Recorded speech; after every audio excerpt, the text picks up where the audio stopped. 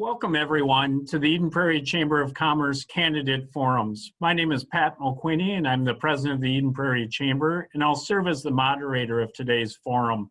The Eden Prairie Chamber of Commerce is a private nonprofit business association that represents over 325 area businesses and over 34,000 area employees. We want to thank our members for their support and also thank C.H. Robinson, who has sponsored our community events this year, including the forums we are hosting. Today's forum is for Senate District 48, and we are pleased to have incumbent Senator Steve Swedzinski and his challenger Jeff Jang joining us. Our forum is specifically designed to ask business issues and policy questions, and our goal is to allow each candidate the chance to provide detailed answers to the questions to highlight their views and how they would represent Eden Prairie at the state capitol. Joining us with this Zoom forum are two individuals who serve on the Chamber's Public Policy Committee. Troy Knorr from Boulevard Wealth Management is our timekeeper, and Todd Lodenslager with Lobick Geisler Ham Wealth Management. Our forum will use the following guidelines. Each candidate has 3 minutes to do an introduction and can highlight issues and topics of their choice. We will then ask our business questions, allowing 2 minutes for each candidate to answer, and we'll rotate who is first to answer the question. I may ask a follow-up question to clarify the candidate's response, or if I feel we did not get an answer to the question as asked. We will have 3 minutes at the very end for each candidate to provide their final comments. And opening our comments today, Senator Swedzinski, you'll have 3 minutes to do your opening statements. Thank you, Pat. Thank you, Chamber. I grew up in Superior, Wisconsin, and in the 1970s, I graduated high school and there was nothing. The middle class had just been decimated. Port towns on the Great Lakes were most likely never going to return. So I hitchhiked to Minneapolis and got a room at the YMCA and got a job at the Leamington Hotel. And eventually I went to the University of Minnesota, being the first in my family to graduate from college. I got a job teaching American government at Eden Prairie High School and married Patty and raised 2 wonderful children. And I spent over 30 years teaching my students the importance of participation and political efficacy and civic virtue and the common good. And in 2017, I put those values into practice as your state senator. These shared values happen when people get together, put partisan politics aside, and work toward a shared vision. Those are important goals, but we only get there by living those values. I believe in the power of people working together for the common good. At its core, that's what the Eden Prairie Chamber is all about. That's what public policy is all about. As elected officials, I think that our constituents are still depending on us to listen, be prepared, plan ahead, and meet our commitments. We can meet the challenges of the 21st century and build a brighter future. Last February, I was busy working on civics bill for requiring civics and government in high schools and a financial literacy class and clean car standards and limited liability on falls that weren't properly salted, veterans courts and bonding and voter security and clean energy, renewable energy, and more counselors for our schools. And then came what we all know, a global pandemic and economic instability and natural disasters and social upheaval, and our students and teachers and parents were upended, and we went from handshakes and hugs to no mask, no service, and social distancing. Today, we, the people, are being tested like we haven't been in a long, long time. I think we have to go back to a similar time period around the teens, if you will, to find another time in American history that we were as tested as we are right now. And during that time, we were fighting a global war, and we were fighting a global pandemic. And our ancestors are wondering right now, will we step up? And our descendants are wondering right now, will we leave them a better world than the one we were born into? And so I hope that we can work together and leave this world a little bit better than we found it as we move forward. Thank you. Great. Thank you very much. Candidate Jang, you have 3 minutes for your opening comments. Thank you, Pat. Good afternoon. And first, I want to thank you again, also the EP Chamber colleagues for your efforts to make this forum happened safely and smoothly in the middle of this pandemic. And this is really valuable work and, to help our local business community to understand better about us as candidates. As a candidate, I have a unique background. I'm an immigrant, a first-generation American citizen. In 1987, I left China to pursue freedoms and opportunities in America. I came to the University of Minnesota for my graduate studies as an international student, and my wife also joined me later. We fell in love with this country and Minnesota, which welcomed us and also offered us the best education and many opportunities. So upon graduation, my wife and I, we decided to stay and we never left. And we have lived in Eden Prairie for 14 years and raising up our two boys, and both of them go to Eden Prairie Public Schools as 8th grader and 10th grader. So as immigrants, our hard work has been rewarded with many opportunities and a better life in this country. We believe America is the greatest country on earth, and for us, American dream and freedoms are real because we have lived it. And I'm so grateful for what we have been offered by America and Minnesota. I want to pay it back with my service. I've volunteered aloud in our community and served on boards of different nonprofits in Eden Prairie. And now I'm running for state senate because I want to help keep American dream alive and keep our freedoms and our unlimited opportunities alive for younger generations in Minnesota. And I know to have a robust economy and a strong business sector is so important for keeping American dream for Minnesotans. As a candidate and a future senator, I want our state leadership to focus on growth by providing better support for our entrepreneurs and business owners. I have a master's degree in business from Carson School, and when I started to work as a young professional, I worked closely with entrepreneurs and small and mid-sized Minnesotan companies for 10 years, supporting their international operations as their trusted consultant. I did problem solving all the time with those business owners for solutions. And now I myself working as independent education counselor, on my own. So I am also a smaller business owner and know exactly it takes a passion and ongoing hard work to survive and succeed in the market. And our business has been struggling in this pandemic. From now to the next 2-3 years, to help them recover and grow is a big task. And our legislators need a legislator who really understand and know business to help our business to recover, rebuild, and grow. Thank you. Great, thank you. We'll rotate our questions here. So I'm going to start the first question with candidate Chang. You have up to 2 minutes to answer the question, and that is kind of an opening general question of briefly state why you feel you're a pro-business candidate. Okay, that's a great question. As I just mentioned briefly, I got my business education with a master's degree in business from Carson School, and this gave me a very good training to understand very fundamental basics about a business. And when I started my career, I worked for 10 years working with those Minnesotan companies with their international operations.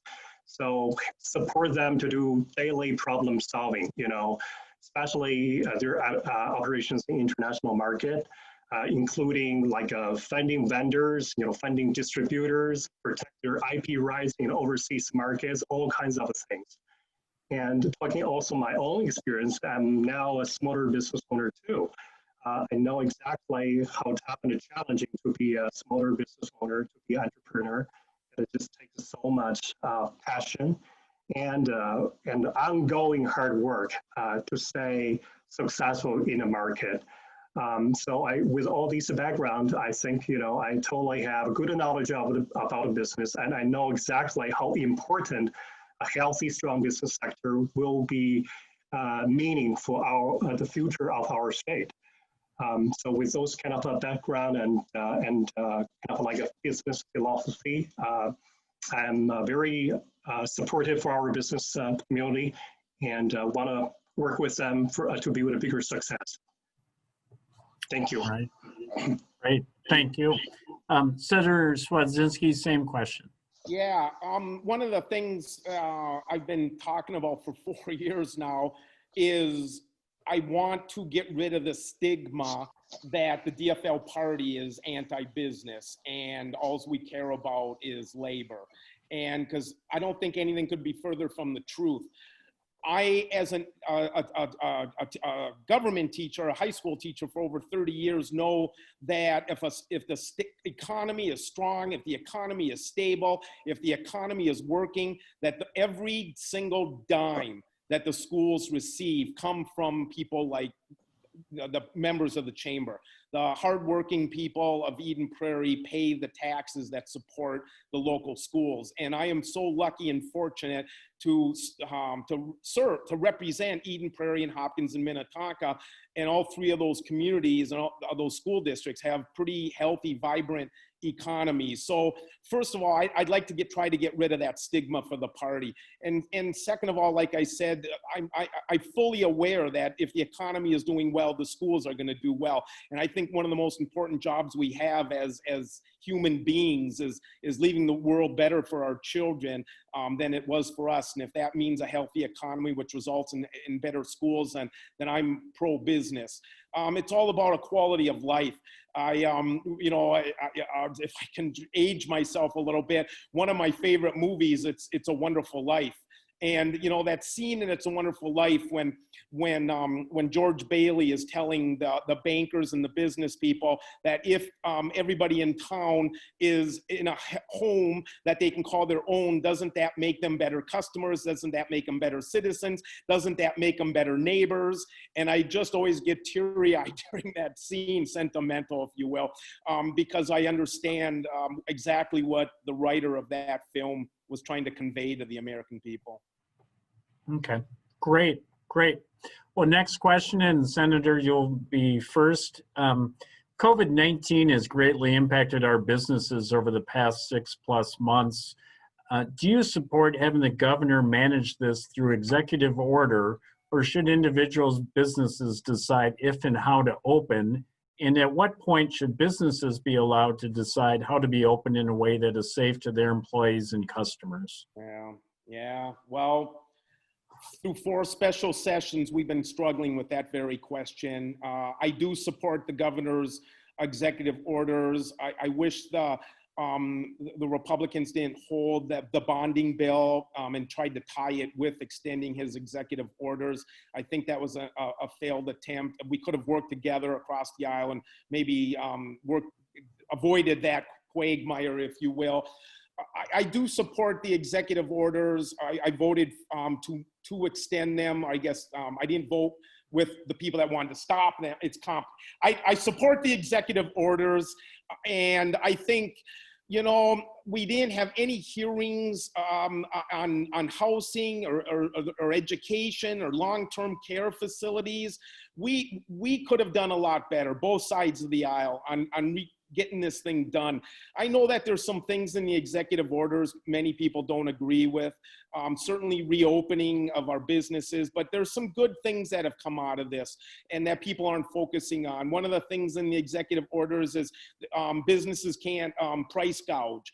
It's part of the executive orders. Minnesota doesn't have a price gouging law, and so, but it is part of the executive orders. And the other thing is, and one of my constituents who owns a apartment building in Chaska called me up and he asked me about the eviction notice, and I don't think he was aware of the fact that part of the executive orders was you can't be evicted, but you can be evicted if you're causing a disruption and endangering the other tenants.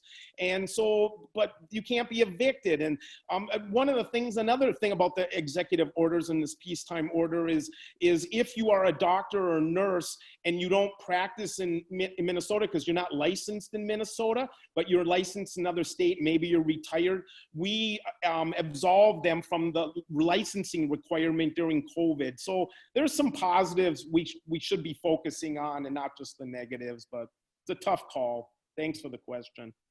Thanks, Senator. Candidate Jang, do you need me to repeat that question? It's a bit lengthy, but or are you good? Would you? Yeah, thank you. Yeah, yep. COVID-19 has greatly impacted our businesses over the past 6 months. Do you support having the governor manage this through executive order, or should individual businesses decide if and how to open? And at what point should businesses be allowed to decide how to open in a way that is safe to their employees and customers? Thank you. I think our state's first response to this pandemic under the leadership of Governor Watts is good. It was prompt and decisive. And now into the current stage of this pandemic, and we've made good efforts and to flatten the curve. And our business and individuals have already accumulated adequate knowledge on minimizing health risks in their operations and in their life. I believe it's time to let individual businesses to decide how to open and run their operation safely. Because, one big difference between a free society and authoritarian one is the factor of trust in our society. Trust between government and its people, trust among people. And I think now our government should place more trust into our business owners, and who I believe will do their best to protect their customers while operating their business. And I would like to see our government, start to take a supportive role by offering resources and promoting best practices sharing in each industry, by offering all kinds of assistance to our business owners for them to make responsible and creative solutions to open up their business safely, not to restrain them. And there's so much talent, experience, and creativity in our business community, and a one-size-fits-all mandate, and governing is not going to work. So let's trust our business owner to make the best decisions for their business and also their customers. Thank you. Great, thank you. Kind of a follow-up question, but a second question on kind of the same topic, and Kenneth Jang, you'll go first on this one. And that is, at what point should the legislature be a part of these decisions instead of having the governor use executive orders? I think, to make a working democracy, and especially when our legislators consist of, representatives being the voices of different communities, I think now it's a time for them to make the voices from their community heard, to be on the floor and also communicate with the governor. And it's time to make a decision and hear the voices and inputs from the communities. Okay, great. Senator, same question. At what point should the legislature be a part of these decisions instead of the governor using executive orders? Yeah, it's a great question. And so the government teacher in me wants to, it's like fingernails on a chalkboard when I hear one branch of government taking over the other branch, so to speak. And so I do understand the concerns by many Minnesotans that the governor is overstretching his powers. But nonetheless, with that said, he has tried to reach across the aisle. He's attempted to work with the Republicans and Democrats in the legislature. Some Republicans have kind of resisted, tried to tie tax cuts to the executive orders. They've tried to take the bonding bill, like I said, alluded to earlier, and tied that in with it. We can do better. And I think that one of the things that you had said, addressed earlier, Pat, was the governor, the executive orders. And it's not just the governor. We forget that. He's surrounded by some pretty smart people. The commissioner of health, the commissioner of education, the commissioner of commerce, or was the commissioner of commerce. These commissioners are the people that are advising him. So he's not like in a bubble, just sitting there on top of a hill, issuing these mandates with a sword. His executive committee is pretty bright. I would love someday to be challenged on this. If the party was on the other foot, I hope I'd be consistent in my answer. And that if I was a Republican governor right now doing the exact same thing, I wonder if I would be consistent in my answers. And I hope I would be, but I guess we'll never know.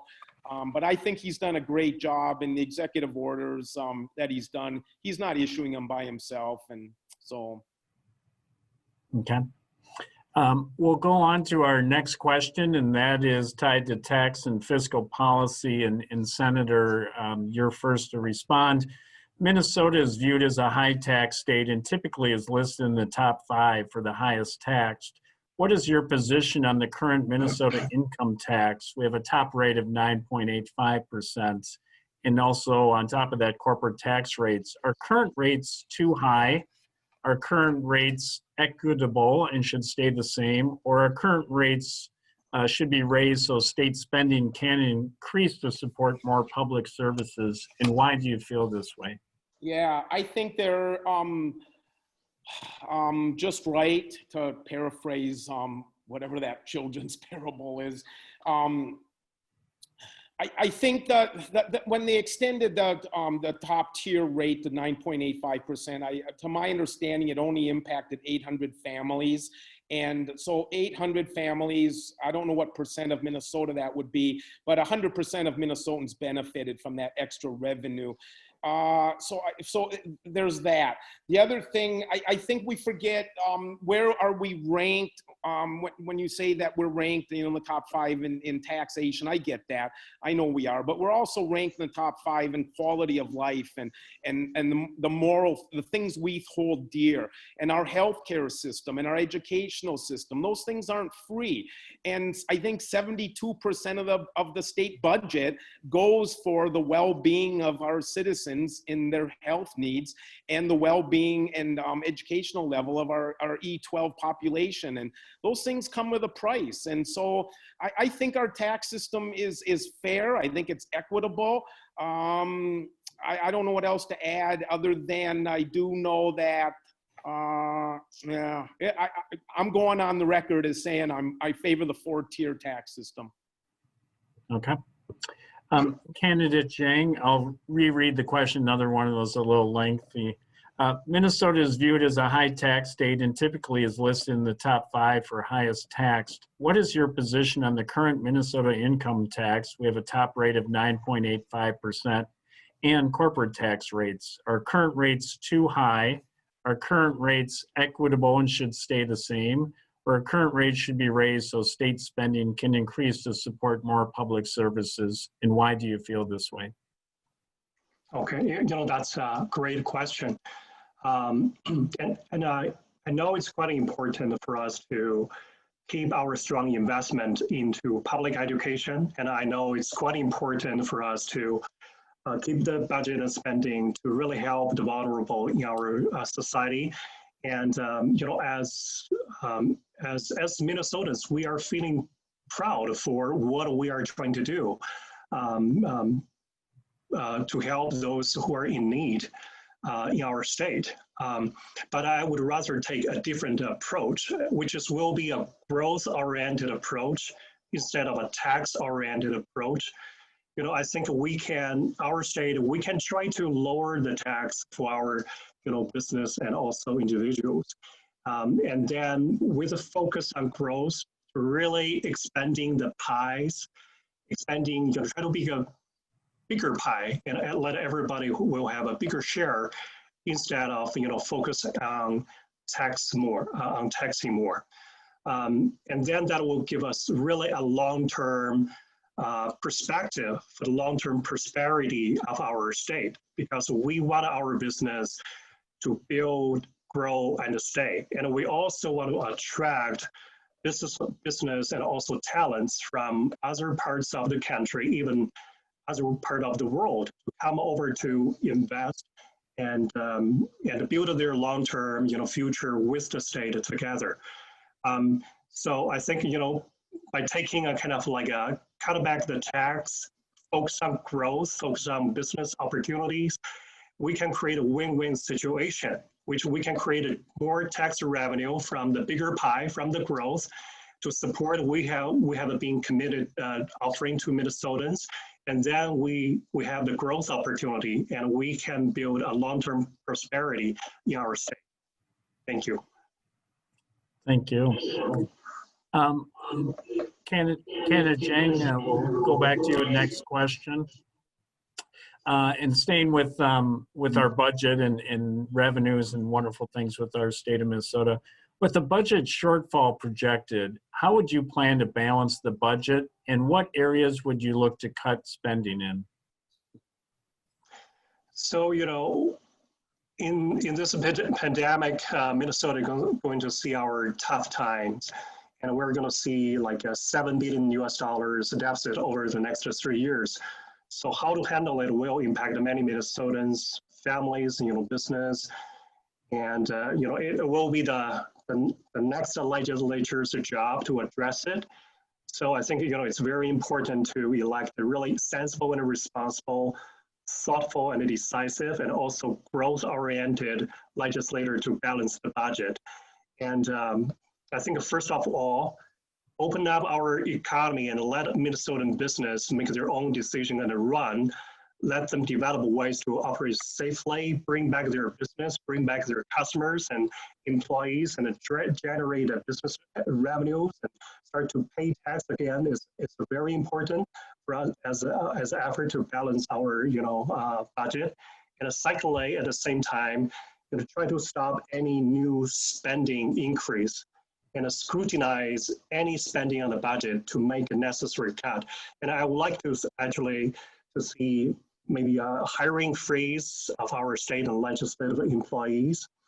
Some other states, including Wisconsin, they implemented 5% of pay cut for state employees, and we don't have to do that. We can freeze the hiring, freeze the pay, and maybe adjust their pay when the economy is good, but let the state employee to work together with other Minnesotan families to go through this difficult time. And another way to do it is to institute a zero-balanced budgeting model in which every department, agency, and a commission required to build their budget line by line, program by program from base of zero. And the budget area that not strongly justified, we can decide whether to make a cut. Okay, thank you. Senator, same question. You need me to repeat that one? No, I think so. I think I'm good. Unlike the federal government, we've got to balance our budget at the state legislature. And in February, we were singing the praises of bipartisan cooperation over the last 15 years as far as where we were financially. And we had about a $1.5 billion surplus, and people were trying to decide whether to put it in the rainy day fund or give a tax refund to the people that created that surplus. And so wow, this is great news. And just 6 months later, I've heard anywhere from $3 billion to $7 billion deficits that we're going to be facing. I do know this: taxes shouldn't be the first thing we discuss. Taxes are part of the total equation to balance that budget, but it shouldn't be the first thing we bring up. There's ways we can cut. We all know that. It's just a matter of how and where. Like I said, 72% of the state budget is about people, and it's about education and health. And so that's not part of the equation. So what do we do with the other 29%? And there's some wiggle room in there that we can all sit around and discuss. I think we just don't want to make the mistakes, and this is good. Maybe this is an argument right now against term limits. There's plenty of representatives in the House and senators in the Senate that were around in 2003, which was the last big problem deficit that we had, that I do think was $4 billion or $5 billion. And so there's enough people that saw the things we did wrong back in 2003 and some of the things we did right. And one of the things we did wrong was we borrowed money from the schools, and teachers were still 17% less funding for our schools in real dollars than we were back in the early 2000s before that particular crisis. So we got a lot of smart people down at the Capitol and in both the branches of government, and we'll get through this, and times will be tough. And I've heard from some of the old timers, you never want to be part of a budget deficit, but I welcome the challenge. It's going to be interesting times at the Capitol this biennium. Just a quick follow-up question for both candidates, and I'll start with you, Senator. Is there a concern that with the tax rates as such they are and the issue with the budget, that is there a concern with even that top tier that some of those wealthy families move out of state and take their wealth elsewhere and create a bigger deficit? Fair question. Great question. I'd like to hear from you guys. You know my door is always open. If you guys say, here are 3 of these families and they're thinking about moving to South Dakota or Florida or Wisconsin, and this is real, other than I've heard that seed planted in my head for 4 years now. I don't know of one family personally that has taken that challenge and said we're going to move. We just don't want to pay these high taxes in Minnesota. And so, but if you guys start coming in my office or giving me a call or shooting me emails saying, here's some hard evidence, these families are moving and here are the facts behind it, then we need to address it, because we don't want people, we want people to come. Those people are millionaires because of their innovation and their entrepreneurial spirit. And so we want those people to stay here. And so let's work together on this one.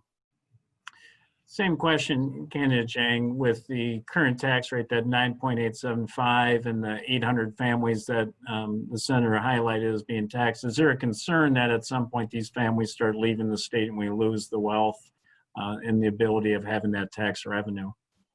I will be very much open to learn about those kind of concerns and even talk to people in that taxpayer group, but I can understand definitely income tax is a big factor for individuals, for companies to decide where they're going to decide to settle, and even for individual taxpayers, for example, for our elderly people who rely on their Social Security income, they're going to be considering, whether our current tax on their Social Security will affect their income level and life, maintain the same life quality. And when I do door knocking and talking to taxpayers, that's important, the real valid consideration factor for them to decide whether they spend their retirement in Minnesota or they move out. And some already are moving out. So, I believe that's going to be a valid concern, and we should really address them and find out more about them, and take a long-term approach and a balanced approach, to keep the talents, to keep the wealth, to keep the potential investment, reinvestment into the future of our state, and stay in Minnesota. Great, thank you. Next question, Senator Swedzinski. A good transportation system is key to businesses in terms of moving goods and having employees able to get to work. Do you support dedicating general funds to transportation as a top priority? Why or why not? And do you also support a gas tax to increase dollars for transportation? I do support a gas tax increase. I do support sustainable funding. The Department of Transportation, that's their biggest complaint, is they don't know the cycle, if you will, the budget, what party's in charge. And every single 2 years, they sit and wonder and cross their fingers on how the budget will play out and benefiting them. And so we gotta figure out a permanent, sustainable fund, but it shouldn't come from the general fund and our school districts. That's something I would vote against. I don't want to take any money away from the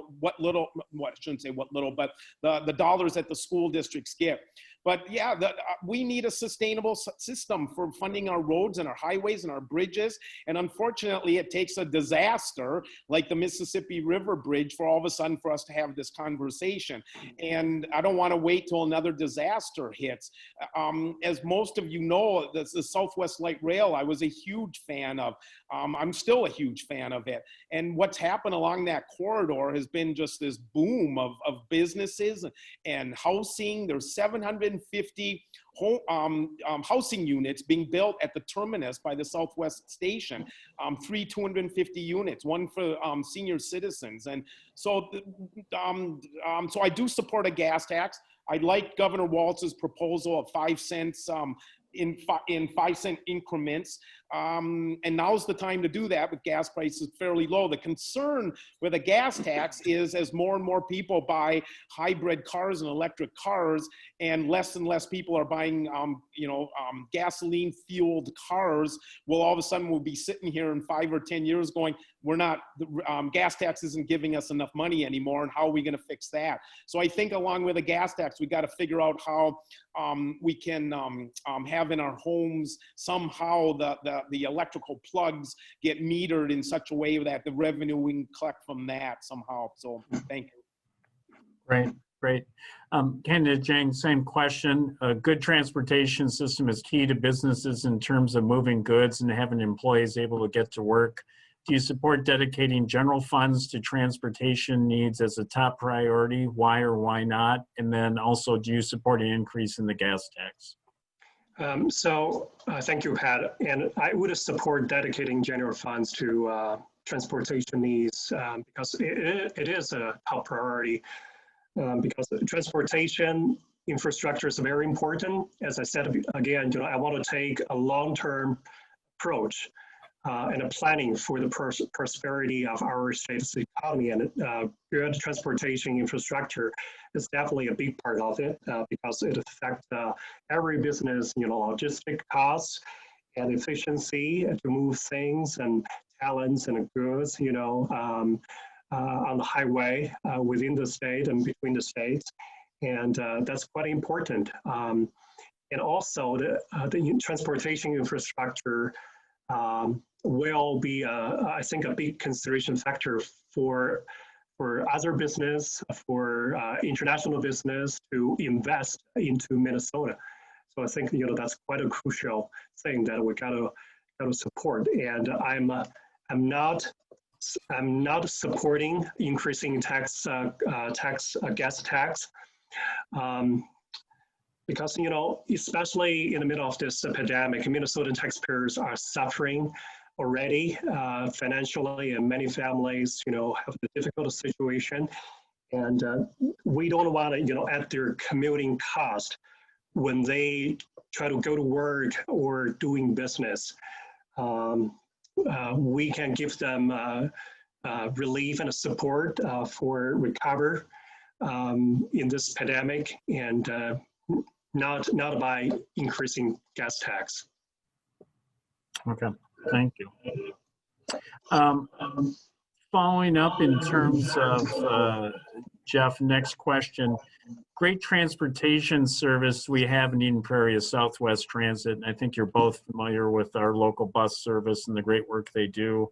For years, Southwest Transit has not received its fair share of funding through the Met Council. In addition, the governor has appointed a blue ribbon committee with one of its tasks to examine potential changes to the provision of transit services throughout the Twin Cities region. Given some members of the committee have not been supportive of suburban transit in the past, we are concerned that any recommendations from this group could negatively impact our local transit agency, Southwest Transit. If elected, what would you do to ensure Southwest Transit remains in business and has the ability and funding to provide the services we have come to know and appreciate? Yes, I think Southwest Bus Transit has been a great available resources and tools for a lot of Eden Prairie residents. My wife, she used to, when she worked in downtown, and she used to ride bus every day. It was so efficient at a low cost, and it delivered great convenience to live and work for Eden Prairie residents. And also it's a strong, local business. And my approach is to let each community to decide, the best way to resolve their problems. If a Southwest, bus is a good, workable, cost-effective transportation solution for Eden Prairie residents and for our community, let's do our best to keep it. And because I believe, the top-down, one kind of a policy will fit all will not, solve and help each community who have their own different situation and needs. So if I got elected, and definitely want to be the voice of our business owners, including the Southwest, bus transit, and to work closely with our community to work together to support the business, to help them make any adjustment, maybe to seek new opportunities and for them to stay and continue their success and service in our community. All right. Senator, do you need me to repeat the question or? Just like the first 10 words. All right. Eden Prairie has a great transportation service in Southwest Transit, our local bus service. And for years, Southwest Transit has not received its fair share of funding through the Met Council. Yeah, okay, thank you. Yep. Do you know that word, that concept that we don't get the same funding as some of the other bus services? Do you? Yeah, I would say based on dollars allocated from the Met Council in terms of the miles traveled. Okay, yeah, I didn't mean to interrupt you, Pat, I'm sorry. No, that's all right. That can come out of my time. I think Len, the CEO of Southwest Metro, has made this region more attractive, and the attractiveness he has made of this. Whenever I've met with him about twice a year. He's constantly trying to educate me about these issues. I call him a visionary. I compare him with Walt Disney. You can ask him if that's accurate. I just think what he's done for the Southwest Metro, and therein lies the problem. I think with the Met Council is he's a success story. And with success stories, maybe you don't get the funding that and I agree that we're entitled to. So him and I and Dave have met with the Met Council and try, independently of each other, and tried to get that inequity in funding between the Southwest Metro and the other regional bus services, so that it is equitable. Because for some reason, I tried to look in my head here, but I think it's $750,000 is what Len says is what he is guaranteed that we're just not getting, as again, because of his entrepreneur spirit and what he's created out here has led to this incredible success story. And I think he's somewhat responsible for the number of people and housing units that have popped up at that Southwest station prior to the light rail system coming in. And boy, if Eden Prairie is looking for somebody to acknowledge as a hero for this city, he'd be up there in my book. Great, thank you for the answer. Senator Swedzinski, shifting health care. Minnesota mandates coverage of roughly 60 benefits as part of fully insured individual and group health insurance products sold in the state, putting Minnesota in top 5 states with the most mandates. Do you support reducing the level of mandated insurance benefits that would, in essence, the goal to reduce the cost of health insurance for businesses and their employees? And policies do you support that would lower costs for health insurance in Minnesota? Wow. First of all, I think the state could do a much better job of aligning the mandates with the federal government.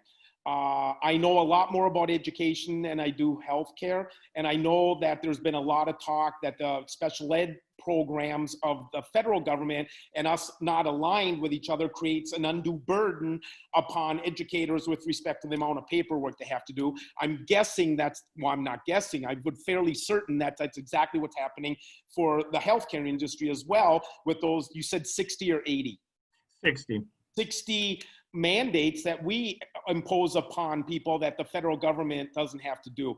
There's ways to improve our healthcare, but I think the number one way we can improve our healthcare system is in the preventative areas. This statistic's unbelievable to me, but 71% of our 18 to 24-year-olds are not qualified to serve in the U.S. military. 71%. Can you imagine explaining that to your grandparents, that 71% of our children aren't qualified to serve in the U.S. military? And the number one reason is obesity. And there's a couple of other reasons like lack of high school diploma and a felony on their record, but nonetheless, that's deplorable. And the number one reason, like I said, is obesity.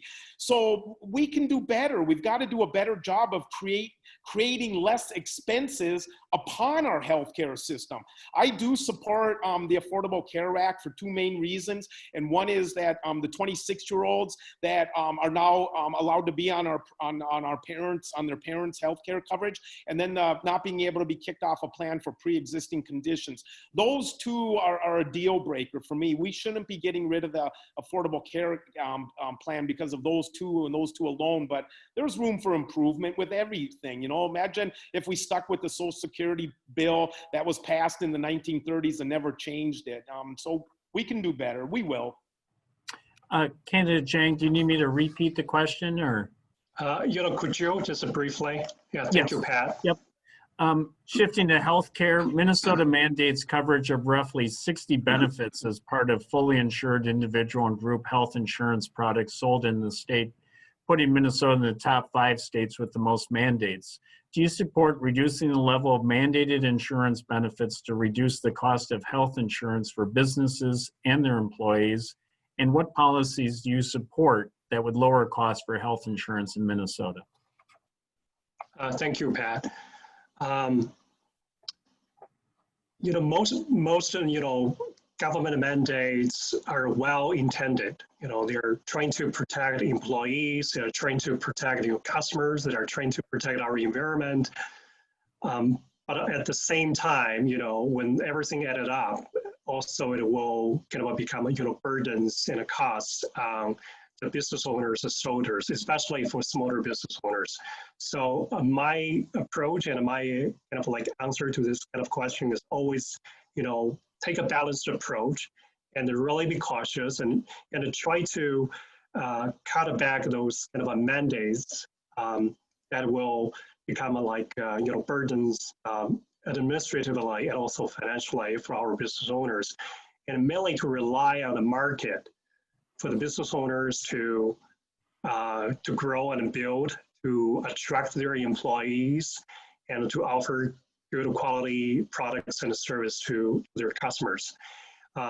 So I would support to revisit, many of the mandates and, cut back some mandates and reduce the paperwork, for business owners so they could focus on growing their business and giving their employees some more opportunities to have kind of like a higher income. And policies for me to lower the healthcare costs. I think to lower healthcare costs is very important for every Minnesotan. And I would like to see policies that will promote the choice and the competition in the healthcare provider markets, and that will give a better price and a better quality service for Minnesotans in this area. And policies that will offer more price transparency to patients and customers will also be, I think, a good approach too. Thanks. Great. Thank you. Next question, and Candidate Jang, I have you first. Shifting to education and workforce development, businesses obviously have concerns around workforce and finding great employees. What policies do you support to help Minnesota companies meet their workforce needs now and in the future? One big part of it is, to help to work with our business sector and the public, education sector to develop the young talents with the right skills and the right preparation for the real world job market in our state. I've been doing door knocking, for 2 months. I talked to many families with high school students, and they kind of showed a kind of frustration between, about the disconnection between our school and the real world. And I talked to a lot of business owners, and some business owners share the same frustration about they have job openings, so they have career opportunities, but in the market, there's no young talents who showed interest or getting ready to fill the job. For example, a high school graduate get into a 2-year associate degree in graphic design or 3-dimension, graphic design, can very easily find a well-paid job at an architecture firm. And those firms are desperately looking for this kind of a talent. They couldn't find enough because, a lot of our students, they are not aware of this opportunities, and our school system don't have the kind of the resources and infrastructure to help those young talents to understand those kind of opportunities and help them be aware of and also be prepared and make a reasonable and a sound decision about their next step education and a career choice. So I really like to see our business sector build up a strong connection and tie and collaborative relationship with our public schools to promote those different career choices and different education opportunities, not just about a 4-year college education. Okay, great. Senator Swedzinski, do you need me to repeat the question or? Nope, thank you, Pat. Well, the workforce, that's the American, the country is, it's all about work and having a strong work ethic. And so I've got 2 things to say about this. And first thing is, we've got to remove the stigma of going to a technical college. And for my entire life at Eden Prairie High School, I'd go up to a kid May of their senior year, and I'd see him in the hall, and I'd slap them on the back, and I said, "So what are you doing next year?" And their head would go down, and I knew exactly what was going to come out of their mouth. It was going to be this: I'm just going to Normandale, or I'm just going to Hennepin Tech. And I don't know who created that stigma, but shame on us. Those kids should be holding their head up high. Because they want the American dream. They want what their grandparents had and their parents had. They just want to provide for their family and have a stable middle-class life. That's all any of us want.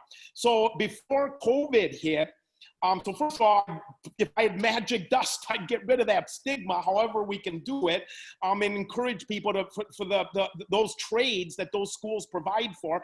And the other thing I would do is before COVID hit, the #1 issue I heard in my office over the 6 months prior to COVID was we're having a hard time finding workers. We're having a hard time finding employees. And it ran the gamut from engineering firms to golf courses. They just couldn't find work. So this is an issue. And if there's a silver lining about this whole thing we're going through right now, I suggested early on in my opening remarks that maybe we're kind of going through this 1917, 1918, 1919 time period right now with the Spanish flu and the global war.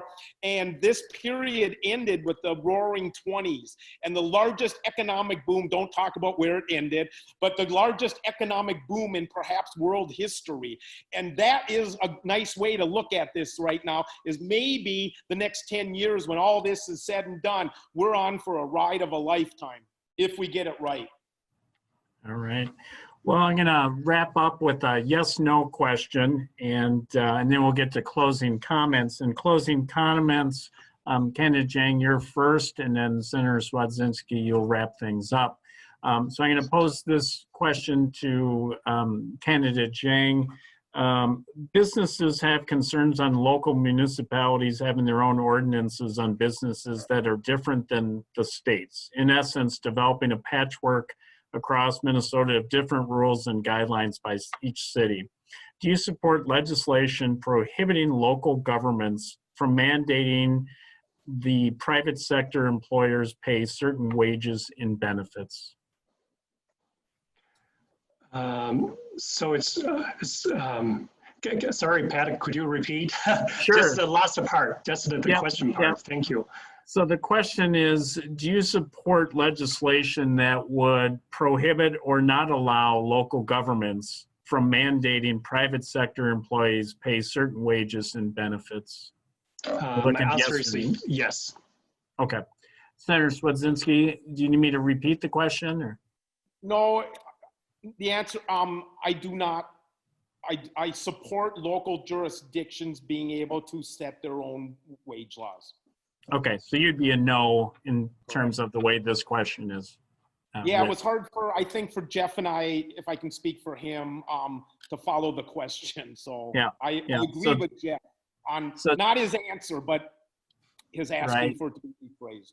So in summary, Senator, you'd allow local cities to make those mandates. Candidate Jang, you would allow or have the state set those and not allow local jurisdictions to do those things. So, all right, we're going to go into closing comments. Candidate Jang, you have 3 minutes at this point, and I think we lost our timekeeper, so I'll do my best to keep up. Todd's got it. So Todd is now Thank you, Todd. So 3 minutes and you're on the clock. Thank you, Pat. I have a positive and entrepreneurial mindset, and I always believe in hope and hard work. I have a vision that we can all work together to make Minnesota the best place to live, to work, to study, to raise up a family, and to build a business. And to keep offering younger generations opportunities in Minnesota, our state leadership needs to adopt a growth-oriented mindset, especially out of this COVID-19 crisis. Our government should treat our business community as a focus to protect and support in order to encourage their growth, not simply as a target for more regulations and more taxes. Our state legislature needs to listen to our business community and not put up roadblocks that prevent them from growing and adding more jobs in our communities. Regulations are surely intended well and needed, but there's need to be a balance there. The more mandates, regulations that are imposed on our business, the more difficult it is for them to grow. And we should give Minnesota business owners less burden, fewer barriers, more space, so they will succeed and offer more opportunities to Minnesotans. We all understand and agree on the value of investment in quality education. However, without adequate job and career opportunities brought by a robust private business sector, many young people's education and talents would be wasted, or they will have to leave Minnesota for opportunities elsewhere. Strong entrepreneurship has given our country a big advantage in terms of economic growth and new technology developments. Though we have a long, cold winter in Minnesota, I want our state to always be a warm and friendly space for entrepreneurs, and this would be so important for Minnesota's long-term prosperity. I'm a caring listener, a creative problem solver, and an effective cross-cultural communicator. I don't claim I know all the right answers, but I do have a strength to get connected with people with different backgrounds and expertise, and pull them to work together to do problem solving. I believe in leadership with a long-term vision to build a common ground among people and find better solutions and create more opportunities together. Another unique strength is my international experience and perspective. Having the experience of working in international markets, I know exactly how competitive this world is becoming, and I feel the urgency to help our Minnesotan business to become more competitive. I'm working hard to earn the trust and opportunity to serve, to offer my service to our district and state. I support our business community and would continue to do so as future state senator. And we will appreciate your consideration and vote. Thank you so much. Thank you. Senator Swedzinski, you have 3 minutes as well. Yeah, thank you, Chamber, Eden Prairie Chamber of Commerce. This has been very well done. No technical glitches, Pat. So congratulations to all involved. I don't know, we still have 5 weeks left, so I don't know, but I'd like to just let Jeff know, I think this is our 3rd debate, and I believe we've done a nice job being respectful and listen to each other. And so I appreciate that, Jeff. And I hope you think the same for me and that we continue along this path, but maybe we have 5 weeks left, so who knows what the future holds, but so far so good. I love this job. I never thought I'd find another job I love more than teaching, and but I love this more. And the number one reason why is because it's like being back in college, but this time I want to learn everything. I get to meet with people that want to just educate me, and most of the people that have me into their places of work are the business people of Eden Prairie. The number of breweries has tripled since I was elected. It had nothing to do with me, but nonetheless, we've gone from 0 to 3. And I met with them and talked to them about the 3-tier system and how the impact it's having on them. And I'm lucky that I met with every farmer in my district. It's easy to do, but I met with all 3 farmers in my district. And because we do have 3 farms still in Eden Prairie. And a gentleman called me up and asked me to meet with him at his place of business. He owns a pizza shop here. And during COVID, he had a hard time when they reopened finding workers. No one was answering his ads, and he said it's because of the unemployment package that they get, and they're not coming back to work. And so that's a problem when businesses are having a hard time finding employees, because it's easier for them to stay home than it is for them to come in for work. You know, and I went to Starkey and they gave us a tour, and the solar EVS, the solar panel industry here, and Optum, and all these wonderful places. And all they're trying to do is educate me about what they do and try to make sure that we don't pass legislation. Because when you think about the purpose of government, what I believe is it should be quicker and easier for businesses to do the right thing, and slower and more difficult for businesses to do the wrong thing. And so I love this job. And I just want to say to everybody, I'm committed to serving the people of Eden Prairie with optimism and an open mind, and together we can find the common ground for the common good. Because I believe my causes, my credentials, and my character qualify me for another term as your state senator, and I ask for the Chamber's support by November 3rd. Thank you. Great. Well, thank you both, and thank you to our volunteers. A big thank you to both Steve Swedzinski and Jeff Jang. It is not easy to put your name down on the dotted line to run for elected office. We appreciate you guys stepping up to represent Eden Prairie and the state of Minnesota, and we wish you both good luck coming up on election day. So with that, we will wrap up our forum today, and we wish you both well. Thank you. Oh, thank you so much. Yeah, I really appreciate your work and, behind all this to make it happen, and everybody stay healthy and strong. And thank you. Thank you. Thank you, everybody.